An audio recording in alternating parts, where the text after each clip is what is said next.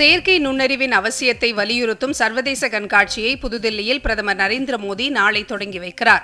India செயற்கை நுண்ணறிவின் தாக்கம் கண்காட்சி 2026 என்று பெயரிடப்பட்டுள்ள இந்த கண்காட்சி தொடர்ந்து 5 நாட்கள் நடைபெற உள்ளது.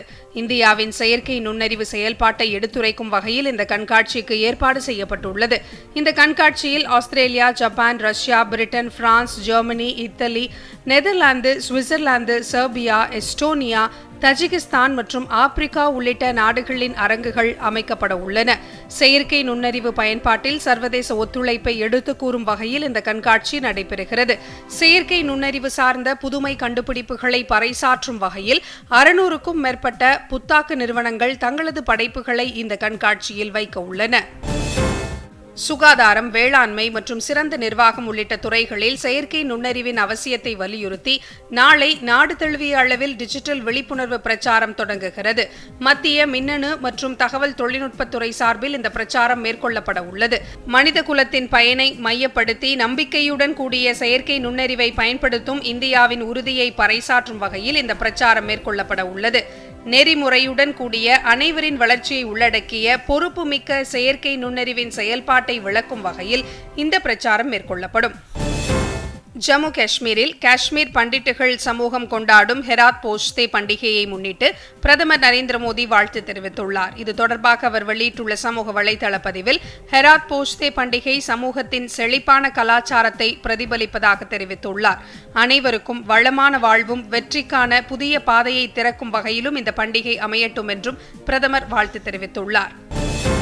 உத்தரகண்ட் மாநிலத்தில் உள்ள புகழ்பெற்ற கேதர்நாத் ஆலயத்தின் ஜோதிர்லிங்கத்தை பக்தர்கள் தரிசனம் செய்ய வரும் ஏப்ரல் 22ஆம் தேதி திறக்கப்படும் என்று அறிவிக்கப்பட்டுள்ளது. மகா சிவராத்திரி பண்டிகையான இன்று உக்கிமத்தில் உள்ள ஓம்காரேஸ்வர் கோவில் நிர்வாகம் இதனை அறிவித்துள்ளது. பக்தர்கள் மேற்கொள்ளும் சார்தாம் என்று அழைக்கப்படும் 4 சிவாலய தரிசன யாத்திரையை முன்னிட்டு பத்ரிநாத் கேதர்நாத் ஆலய கமிட்டியின் தலைவர் ஹமந்த் திவேதி பக்தர்களுக்கு வாழ்த்துக்களை தெரிவித்தார். இந்த யாத்திரைக்கான ஏற்பாடுகள் மும்முரமாக செய்யப்பட்டு வருவதாகவும் அவர் குறிப்பிட்டுள்ளார். தமிழக ஆளுநர் RN ரவி வெளியிட்டுள்ள வாழ்த்து செய்தியில் விசேஷமிக்க மகா சிவராத்திரி நன்னாளில் அனைத்து சகோதரிகள் மற்றும் சகோதரர்களுக்கு மனமார்ந்த வாழ்த்துக்களை தெரிவித்துக் கொள்வதாக கூறினார்.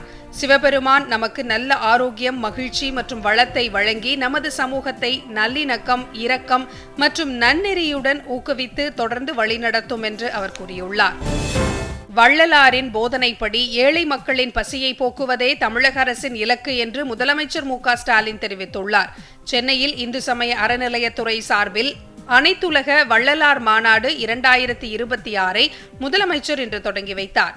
நிகழ்ச்சியில் உரையாற்றிய அவர் கடந்த ஆண்டு 5 லட்சத்திற்கும் மேற்பட்டோர் கலந்து கொண்ட அனைத்துலக முத்தமிழ் முருகர் மாநாட்டை மிகச்சிறப்பாக நடத்தியதாக தெரிவித்தார். வாடிய பயிரை கண்டபோதெல்லாம் வாடினேன் என்று கூறி உலகுக்கே தனிப்பெரும் கருணை என்ற அன்பு வழியில் போதித்தவர் வள்ளலார் பெருமான் அவர்கள் என்றும் முதலமைச்சர் கூறினார். அவரது போதனையின் வழியில்தான் ஏழை மக்களின் பசி என்னும் பிணியை போக்கும் வகையில் தமிழக அரசு திட்டங்களை செயல்படுத்தி வருவதாகவும் அவர் குறிப்பிட்டார். தமிழ்நாட்டில் இறுதி வாக்காளர் பட்டியல் பிப்ரவரி 23ஆம் தேதி வெளியாகும் என தலைமை தேர்தல் அதிகாரி அர்ச்சனா பட்நாயக் தெரிவித்துள்ளார். தமிழகத்தில் வாக்காளர் பட்டியல் சிறப்பு தீவிர திருத்த பணிகள் கடந்த நவம்பர் மாதம் 4ஆம் தேதி தொடங்கப்பட்டது. இதில் வரைவு வாக்காளர் பட்டியலில் 97.37 லட்சம் பெயர்கள் நீக்கப்பட்டன. வாக்காளர் பட்டியலில் புதிதாக சேருபவர்களுக்கும் கால அவகாசம் வழங்கப்பட்டது. இறுதி வாக்காளர் பட்டியல் பிப்ரவரி 17ஆம் தேதி வெளியிடப்படும் என அறிவிக்கப்பட்டிருந்தது. இந்நிலையில் பிப்ரவரி 17க்கு பதிலாக 23ஆம் தேதி இறுதி வாக்காளர் பட்டியல் வெளியிடப்படும் என தமிழக தலைமை தேர்தல் அதிகாரி அர்ச்சனா பட்நாயக் அறிக்கை ஒன்றில் தெரிவித்துள்ளார். உச்சநீதிமன்ற தீர்ப்பின் அடிப்படையில் முரண்பாடுகள் என்ற பிரிவில் உள்ளவர்கள் ஆவணங்களை சமர்ப்பித்து வருவதால் கால அவகாசம் நீட்டிக்கப்பட்டுள்ளதாக அதில் தெரிவிக்கப்பட்டுள்ளது.